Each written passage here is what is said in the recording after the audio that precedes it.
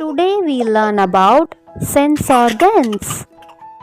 We have 5 sense organs in our body: eyes, nose, tongue, ears, skin.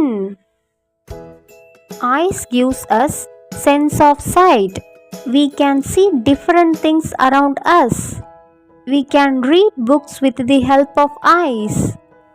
We can watch movies with our eyes. Nose gives us sense of smell. We can smell different types of things with the help of nose. Pleasant smell like flowers and food.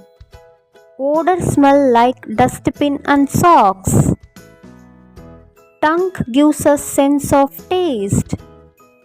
We can know different types of taste in our food. Honey is sweet in taste. Mango is sour in taste. Salt is salty in taste. Ginger is spicy in taste. Ears gives us sense of hearing. We can hear different type of sound with the help of ears, like we can hear music and songs. We can hear all type of sound around us. Skin gives us sense of touch.